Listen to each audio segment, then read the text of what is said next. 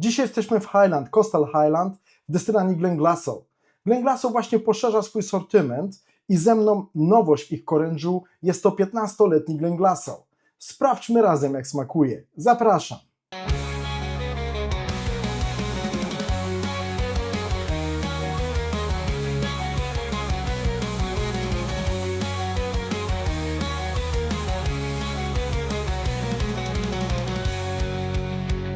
Witam serdecznie w kolejny piątek, tutaj Marcin. Tak jak zapowiedziałem na wstępie, jesteśmy w Highland, Coastal Highland, w destylanii Glenglassaugh. No i tak jak wspomniałem na wstępie, Glenglassaugh poszerzyło swój oręż o tą whisky. Jest to 15-letni Glenglassaugh. No Glenglassaugh jest to taka destylarnia, jeśli mogę użyć tego słowa, po przejściach, reaktywowana w 2008 roku.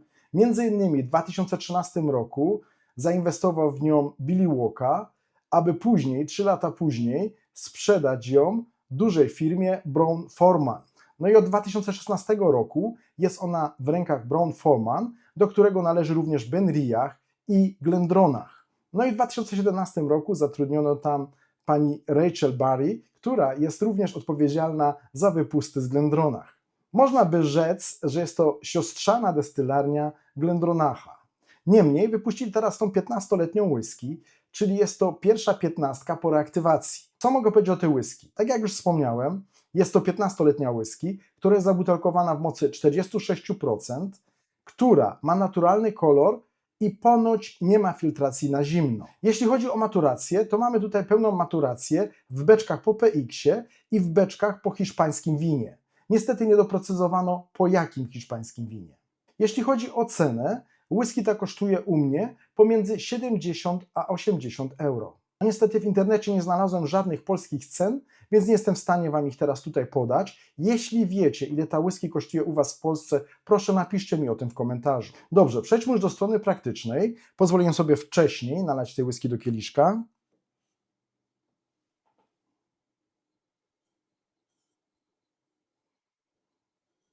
Sprawdźmy, jak jest na nosie.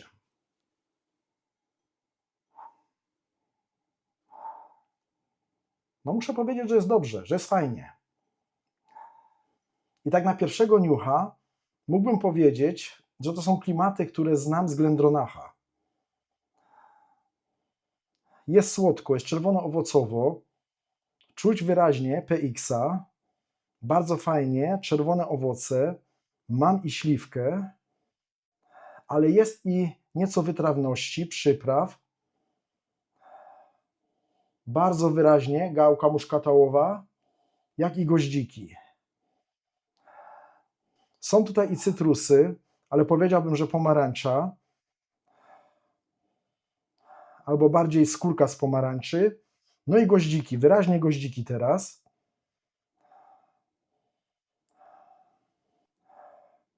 Whisky ta ma 46% ABV, ale jest bardzo intensywna na nosie. Myślę, że mógłbym spokojnie powiedzieć, że ma i więcej procent. To nie znaczy, że chcę w tym momencie powiedzieć, że alkohol jest tutaj źle ułożony. Nie. Ale czuć, że ta whisky ma więcej procent. Jest bardzo aromatyczna, bardzo intensywna. Teraz bardzo wyraźnie dąb, przyprawy. Bardzo fajne klimaty teraz, takie czerwone owoce, ale tak ciężko czerwono-owocowo. Powiedziałbym taka dojrzała jeżyna. Coś owoców leśnych. Mam tutaj dalej tą śliwkę, ale idzie to troszeczkę w stronę takiej suszonej śliwki. Daktyle, bardzo wyraźnie teraz daktyle. No teraz bardzo czerwono-owocowo, plus te suszone owoce, plus przyprawy. Teraz bardzo fajnie rodzynki. O, ale fajnie. Rodzynki, sułtanki, plus te daktyle. Bardzo mi się to podoba. Plus dąb, ale fajny, dojrzały dąb. No teraz bardzo ciekawie. Nie jest tak świeżo i tak przyprawowo jak na początku. No ma te 46% i skłamałbym, gdybym powiedział, że tego nie czuję. I z jednej strony ten alkohol jest fajnie ułożony, ale nie mogę powiedzieć, że ten alkohol jest ukryty.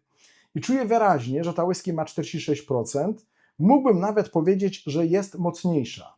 To znaczy chcę przez to powiedzieć, że ta whisky jest naprawdę intensywna i wyraźna i aromatyczna na nosie. No ale teraz właśnie, im dłużej ją wącham, tym jest bardziej delikatniejsza. Teraz wyraźnie czuję, że jest to starsza whisky. No ale w ciemno nie wiem, czy powiedziałbym tak od razu, że to jest 15-letnia whisky. No teraz bardzo fajne klimaty. Czuć wyraźnie, że ten dąb jest dojrzały, że to jest dojrzała whisky. Troszeczkę takie suche drewno, ale i taki syrop, taka melasa, taka ciemna melasa, ciemny syrop gdzieś tam z tyłu. Bardzo fajnie, bardzo ciekawie. No dobrze, sprawdźmy, jak jest na języku.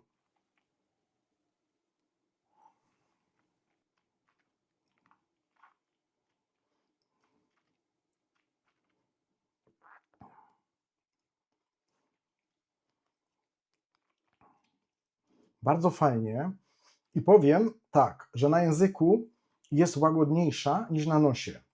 Lepiej ułożona. Teraz wyraźnie czuję, że mam starszą, dojrzalszą whisky, że ta whisky ma te 15 lat. Bardzo fajny dąb. Na języku jednak, moim zdaniem, dominuje tutaj bardziej wino niż ten PX. Oczywiście mam teraz te przyprawy z PX-a, wyraźnie gałka muszkatałowa, jak i goździki, troszkę więcej dębu, ale bardzo przyjemnie, naprawdę bardzo przyjemnie. Nie jest słodka, raczej bym powiedział, że jest taka leciutko słodkawa, ale wytrawna. Myślę, że beczki po winie dominują jednak bardziej na języku niż PX. No nie wiem, jakie to były beczki po tym hiszpańskim winie, albo inaczej, po jakim winie są te beczki, ponieważ odczuwam teraz wyraźnie taką cierpkość i taki lekki posmak herbaty z Malwy, co przypomina mi troszeczkę Riochę. Jest to takie bardzo przyjemne, leciutko słodkawe, ale bardziej wytrawne, plus ta cierpkość. Bardzo mi się to podoba. No dobra, tak się na tym skupiłem, że zapomniałem, co było na początku. Zaraz do tego wrócę przy drugim łyku.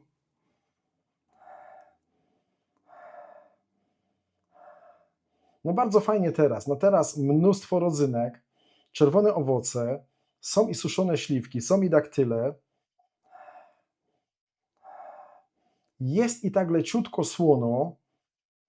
No jest tu coś takiej świeżości bryzy morskiej, ale te czerwone owoce, te beczki tutaj, że tak powiem, zdominowały ten destylat, ale w pozytywnym tego słowa znaczeniu. No i nie chcę od razu powiedzieć, że to jest przebeczkowana whisky, nie o to tutaj mi chodzi, ale bardzo wyraźnie czuję tutaj wpływ tych beczek. No było nie było jednak, ten destylat spędził całe 15 lat w tych beczkach, po PX-ie i po hiszpańskim winie.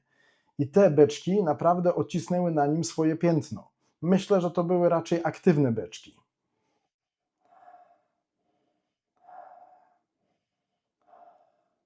Czy to jest whisky w stylu Glenallachie? No myślę, że nie do końca. Jest to raczej taka oldschoolowa sherry, bym powiedział. Bardziej w stylu Glenfarclas. No bardzo fajne klimaty teraz. Jest troszeczkę jaśniej.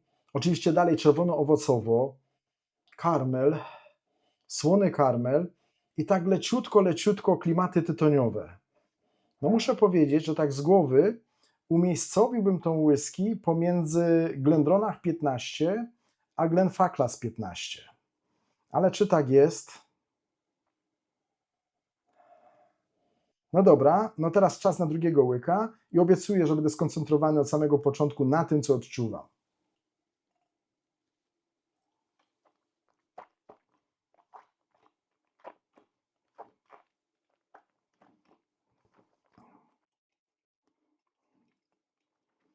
No bardzo fajnie, bardzo fajnie. Czerwone owoce, nawet bym tutaj wyczuwał teraz czarną porzeczkę, czarna porzeczka, jeżyny, ale wyraźnie daktyle i śliwka. No teraz tym razem więcej PX-a, sporo tych przypraw, goździki, gałka, no i teraz ta cierpkość, bardzo fajnie. No na początku bardzo intensywnie, te czerwone owoce, potem przychodzą te suszone owoce, daktyle, później taka fajna wytrawność, delikatność i taka lekka cierpkość, która pozostaje mi w tej chwili na języku. Jest to bardzo przyjemne. No i teraz tak ku finiszowi odczuwam taką suchość dębu, ściąga mi śluzówki, plus ta cierpkość, taka lekka orzechowość i te suszone owoce. Mam również takie lekkie akcenty morskie. No muszę powiedzieć, że bardzo podoba mi się ten finish. Jest taki średni, średnio długi i ten finish podoba mi się bardziej niż te pierwsze wejście. No bo trzeba powiedzieć, ta whisky ma mocne wejście. Tak jak na nosie, na pierwszego niucha, wyraźnie było czuć ten alkohol, te 46%.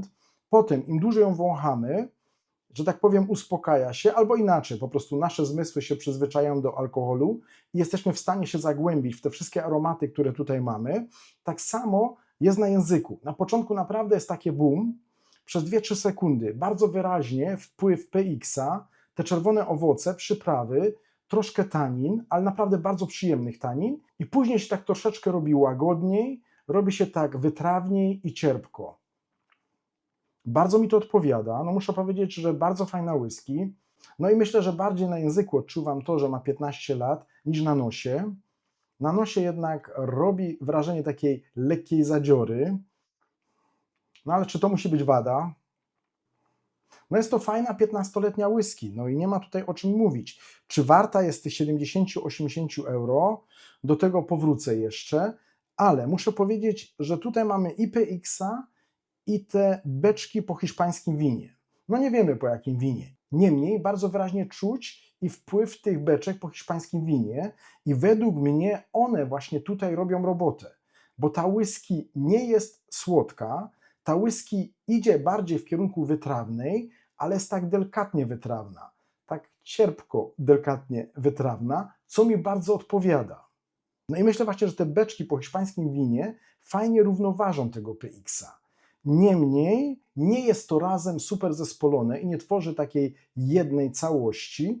Wyraźnie odczuwam wpływ tego PX-a, a później tych beczek po czerwonym winie, ale pytanie, czy jest to wadą, czy zaletą?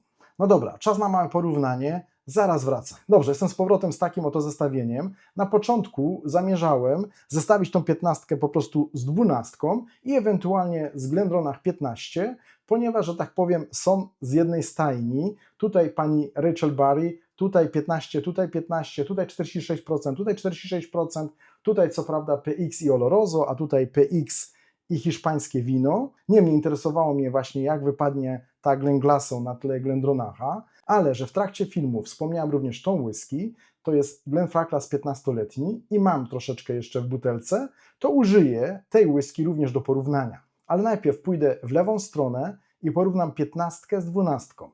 Jeśli chodzi o 12, jest to whisky, która jest zabutelkowana w mocy 45%. Jeśli chodzi o maturację, mamy tutaj 3 rodzaje beczek. Mamy ex-bourbon, mamy beczki po sherry, jak i beczki po czerwonym winie. A jeśli chodzi o 15, powtórzę, mamy tutaj pełną maturację w PX-ie i w beczkach po winie z Hiszpanii, ale nie wiemy po jakim winie. W mojej lewej ręce 12, w mojej prawej ręce 15.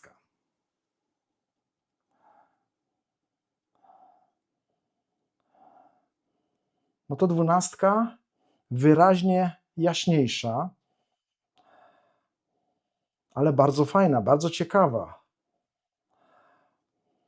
Powiedziałbym, że takie pieczone jabłko, słodka brzoskwinia, mam również przyprawy tutaj, również goździki.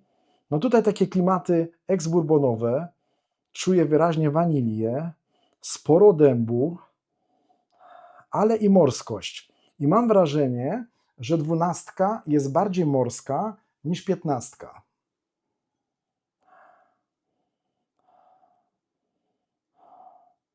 No na nosie na pierwszego niucha powiedziałbym, że robi wrażenie lepiej ułożonej.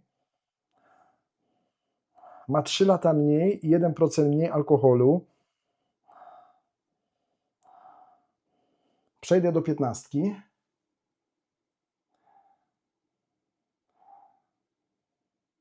No nie, przepraszam. To 15 jest lepiej ułożona. Teraz wyraźnie czuję, że ta whisky jest starsza. I teraz bardzo fajne klimaty, takie skórzane, tytoniowe klimaty. Czerwone owoce. Bardzo wyraźnie teraz figi, daktyle. Bardziej na pierwszym planie mam teraz suszone owoce niż te czerwone owoce, które odczuwałem wcześniej. Teraz na nosie robi wrażenie nieco słodszej, ale i ciężkiej whisky. Wracam do 12. No ta jest wyraźnie jaśniejsza, bardziej morska, ale ma również w sobie taki fajny zapach łąki, zapach kwiatów. Oczywiście są i przyprawy, jasne owoce, bardzo wyraźnie dla mnie takie pieczone jabłko, no i sporo przypraw. Ale czy więcej niż w 15? To 15 ma tych przypraw więcej. No dobra, sprawdźmy, jak jest na języku. W mojej lewej ręce 12-letni Glenglassaugh.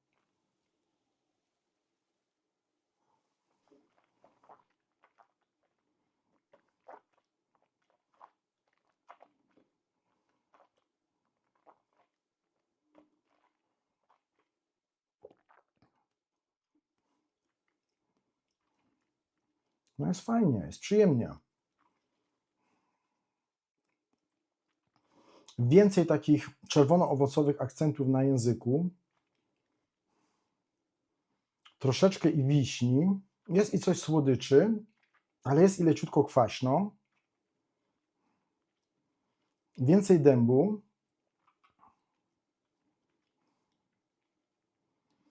Ale robi wrażenie takiej bardzo wyłagodzonej. Coś takiego, co znam z tego nowego Glendronacha. Na początku jest dość fajnie, fajnie intensywnie, ale bardzo szybciutko to przemija. To nie jest zła whisky. 12 kosztuje w granicach 40-45 euro. No muszę powiedzieć, że to nie jest zła whisky. To nie jest zła whisky. Fajna 12-letnia whisky. Fajny, wytrawny finish. Troszeczkę tanin. Troszeczkę morskości. Mamy również przyprawy. No ja wyraźnie tutaj czuję takie pieczone jabłko, co mi się bardzo podoba. Być może dlatego, że zestawiłem ją z 15, której wcześniej kosztowałem. Troszeczkę jest tutaj tych akcentów po sherry i po czerwonym winie, ale nie tak dużo jak po prawej stronie. No i nie odczuwam teraz tego tak wyraźnie, jakbym pił tą whisky, że tak powiem, solo.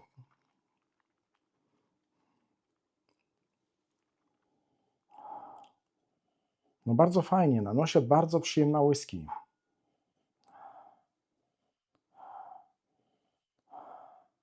No dobrze, ale oczywiście użyłem tej 12 teraz po to, aby zobaczyć, jaki mamy progres w 15. Skosztuję teraz 15.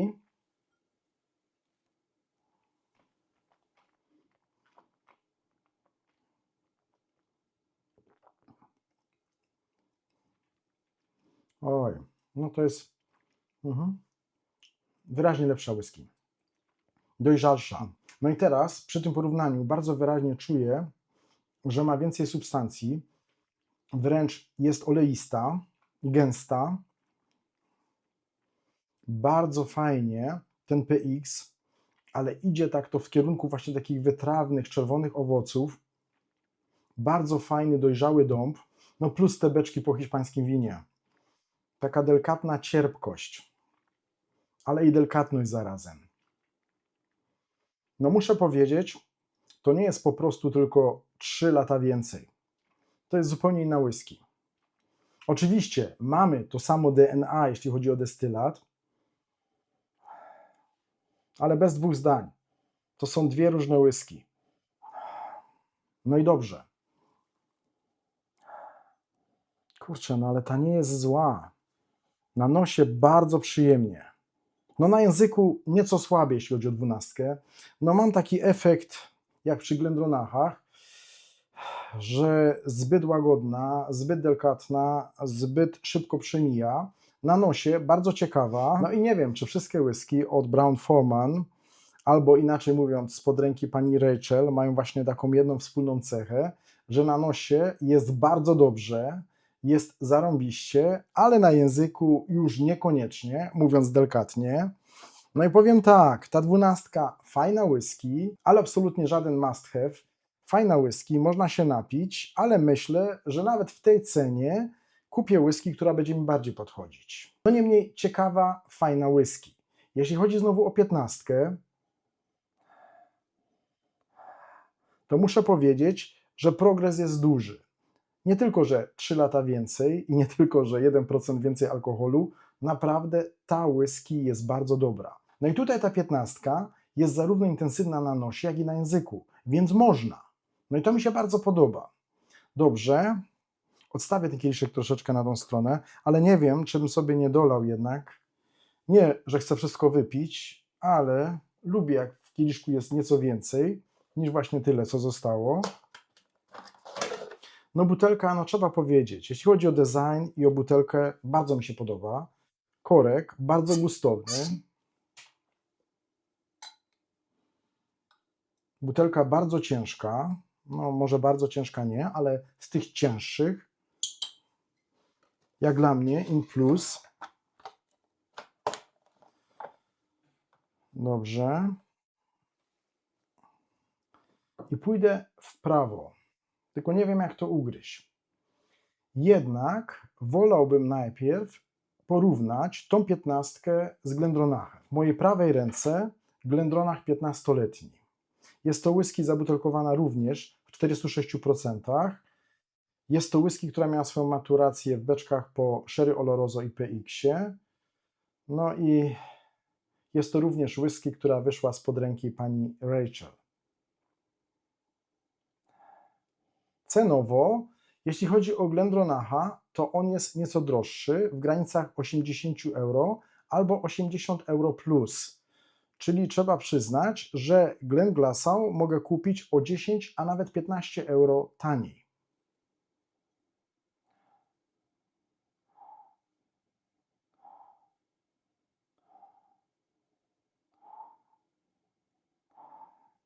No z jednej strony jest fajnie i czuję, że mam Glendronacha, czuję oczywiście klimaty Sherry Oloroso i PX-a, ale muszę powiedzieć, mówiąc dyplomatycznie, jest bardzo delikatny, a mówiąc mniej dyplomatycznie, no słabiutko.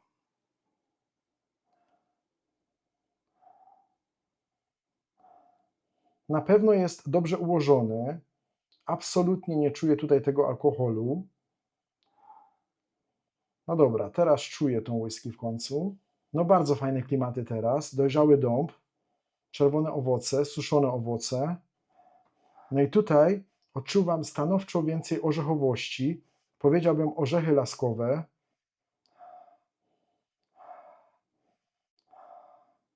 Nawet takie lekko słodkie orzechy laskowe. No dobrze, w mojej lewej ręce Glenglassaugh 15.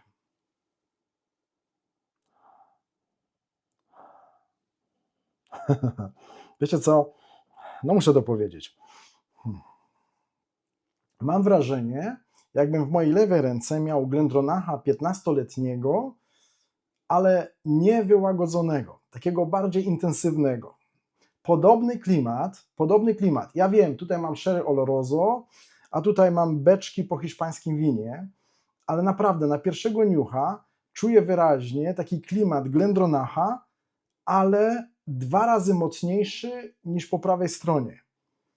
Tak jakby... Dobra, zostawię filtrację. No fajnie, teraz bardzo wyraźnie nie tylko te czerwone owoce, ale i taka lekka wytrawność. Bardzo mi się to podoba.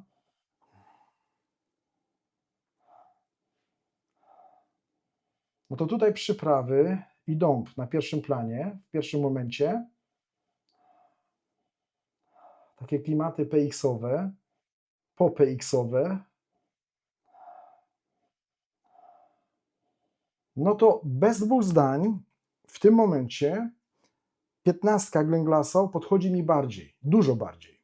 Jest bardziej intensywna i pachnie bardziej Glendronachem niż sam Glendronach.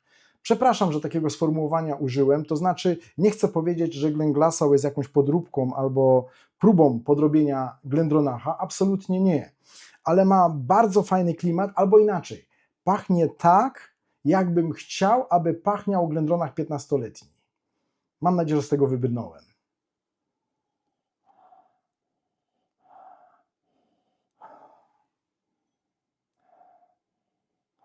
No dobra, może zrobię tak, że najpierw skosztuję Glendronacha 15-letniego.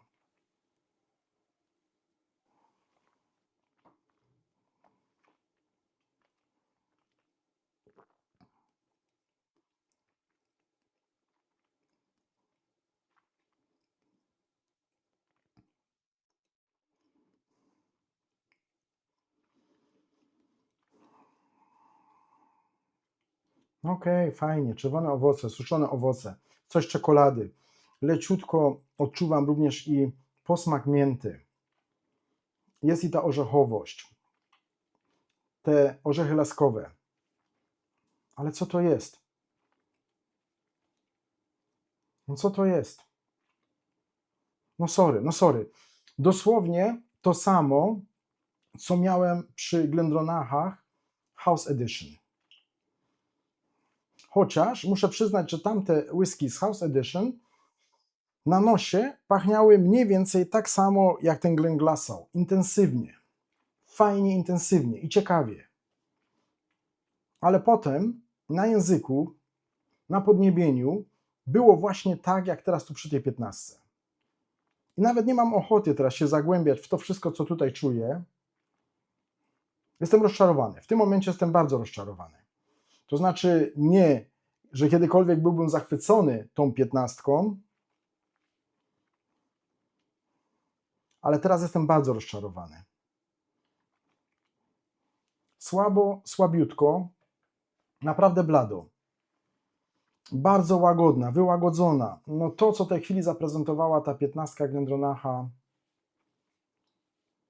i za 80-90 euro, no ludzie. Albo inaczej, z czym do ludzi. Dlatego też w tym momencie z jeszcze większą przyjemnością sięgnę po Glenglassaugh 15.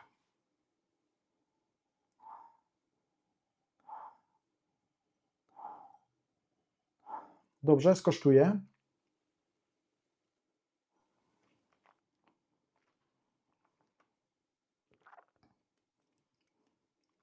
Bez dwóch zdań. Bez dwóch zdań. Ale teraz bardzo wyraźnie taka cierpkość i taki posmak, jak po takiej owocowej herbacie z Malby. Bardzo fajnie, taki syrop klonowy teraz,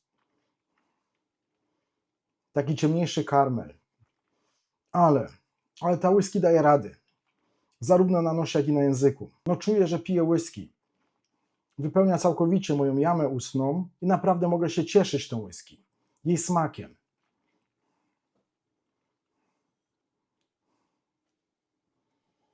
No więc jeśli chodzi o porównanie, Glenglassaugh 15 kontra Glendronach 15, na nosie Glenglassaugh wygrywa, na języku przebija go na łeb, na szyję. Świetnie, świetnie, świetnie. W tym porównaniu rewelacyjna whisky. Dobrze, wypukam usta, zrobię mały resecik i wrócę do ostatniego porównania. Dobrze, jestem z powrotem. Ostatnie porównanie. Glenfarclas 15-letni, whisky zabutelkowana w mocy 46%, bez filtracji na zimno, naturalny kolor, maturacja w beczkach po sherry. W mojej prawej ręce Glenfarclas 15-letni. Jeśli chodzi o cenę, w Niemczech mogę kupić 0,7 butelkę już od 60 euro, średnio kosztuje około 70 euro, czyli nieco taniej niż Glenglassaugh 15-letni i dużo taniej niż Glendronach 15-letni. Dobrze, sprawdzę, jak jest na nosie.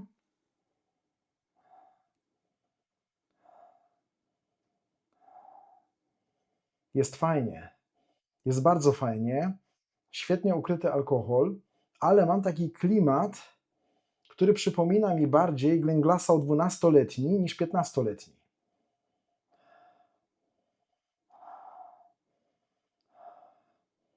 No to jest taka sherry whisky w oldschoolowym stylu. Fajnie dąb, fajnie taniny, ale nie mam tak dużo przypraw, jak tutaj po lewej stronie. Bardzo przyjemnie. Mam wrażenie, że ta whisky jest taka czysta, taka przeźroczysta. Bardzo fajnie czerwone owoce i mam wrażenie, że te owoce tutaj są po prostu takie pełne, takie jędrne, dopiero co umyte. Nie żadna konfitura albo cokolwiek w tym rodzaju. Bardzo fajnie.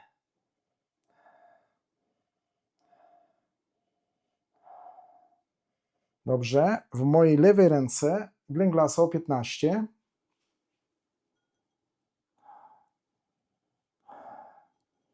Ja się nie mogę tego pozbyć z mojej głowy, że ta Glenglassaugh 15 pachnie jak Glendronach.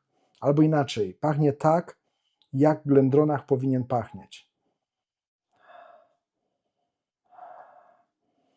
No tutaj więcej sherry, więcej tego wina, więcej takich klimatów tytoniowych, skórzanych.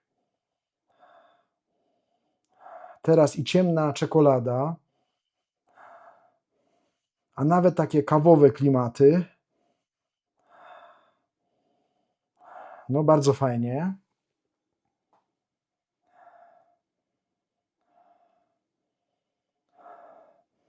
Tutaj wyraźnie jaśniej, ale tak z ciekawości. Wezmę sobie tą 12 do porównania.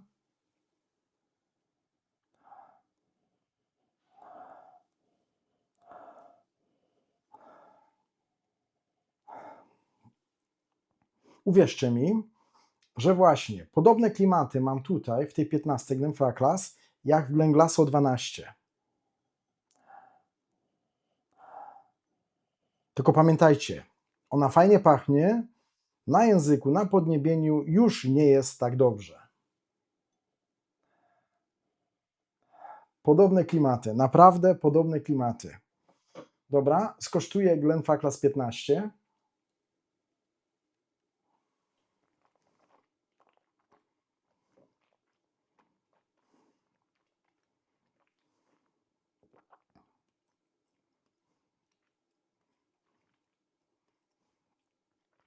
bardzo fajnie dom, bardzo fajnie przyprawy. Czuć, że jest to dojrzała whisky. Sherry jest obecne, ale absolutnie to nie jest przebeczkowana whisky. Beczki po sherry robią bardzo fajny posmak tych czerwonych owoców, fajna przyprawowość, orzechowość. No bardzo fajna, pijalna whisky, bardzo fajna sherry, 15-letnia sherry. Z klimatem na nosie, który przypomina Glenglassaugh 12-letni. No dobra, odstawię Glenfarclasa i wrócę do głównego bohatera, do głównej bohaterki. Jest to 15-letnia Glenglassaugh.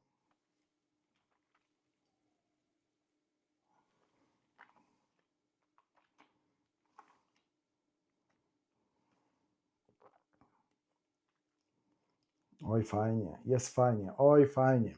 Więcej owoców. Bardzo fajny taki syrop, taka ciemna melasa. Kawa, kakao, ciemna czekolada. Ale fajne klimaty teraz. Ale fajne klimaty. No muszę powiedzieć, że ta 15 się obroniła. Dzisiaj ta 15 się obroniła, jak najbardziej. I powiem tak, ta 12 nie jest zła. Gdyby ta 12 smakowała tak jak pachnie, to mielibyśmy fajną alternatywę do tej 15. No ta whisky, tak jak pachnie, tak smakuje i według mnie to jest normalne, tak powinno być. I tutaj to wszystko się zgadza. I powiem tak, ta 12, gdyby smakowała tak jak pachnie, naprawdę podobne klimaty. Jeśli lubicie Glenfarclas 15-letnią, to myślę, że Glenglassaugh 12-letni również Wam podejdzie w pewnym stopniu, bo na języku, na podniebieniu, no niestety, no nie dowozi. Cena 40 euro, tutaj mamy około 60-65 euro, no ale tu mam 15 lat. Niemniej fajny klimat w 12. No ale główną bohaterką dzisiaj jest 15.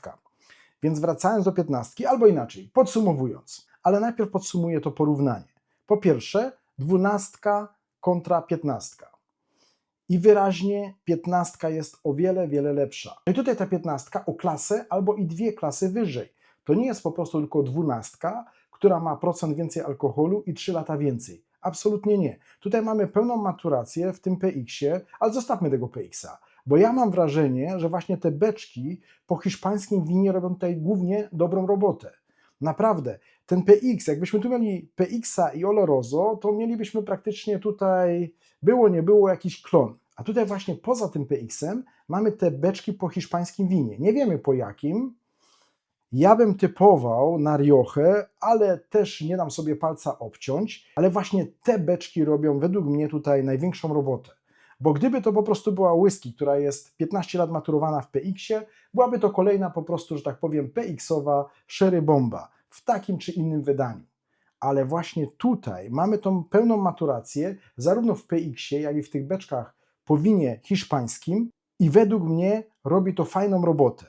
Nie jest to do końca tak super zespolone, nie do końca tworzy to taką jedną całość, ale być może jest i to właśnie zaletą. Na początku dominuje troszeczkę bardziej PX, ale że tak powiem po 3-4 sekundach wyczuwamy wyraźnie te beczki po winie hiszpańskim. I potem, że tak powiem, do finiszu właśnie te beczki po winie hiszpańskim. Dla mnie jak najbardziej in plus. No dobra, ale miałem się skoncentrować na tej lewej stronie. 12 można skosztować, można kupić, ciekawa whisky, fajna whisky, ale nie must have, według mnie. Jeśli chodzi o 15 w tym porównaniu, to jeśli chciałbyś coś skosztować z Glenglassaugh, to polecam właśnie 15.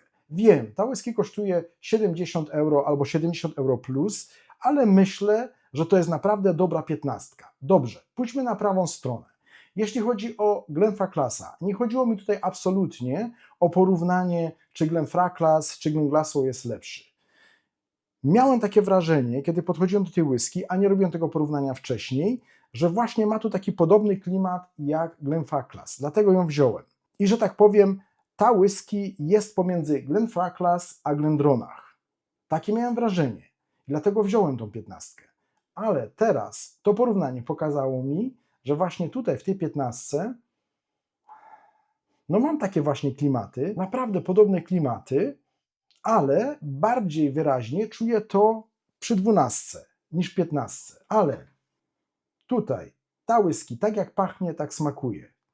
I według mnie wszystko gra. I cena jakość również gra. Jeśli chodzi o 12, no niestety już to powiedziałem i powtórzę, na nosie super, na języku niekoniecznie. Ale w porównaniu chodziło mi głównie o Glenglassaugh 15.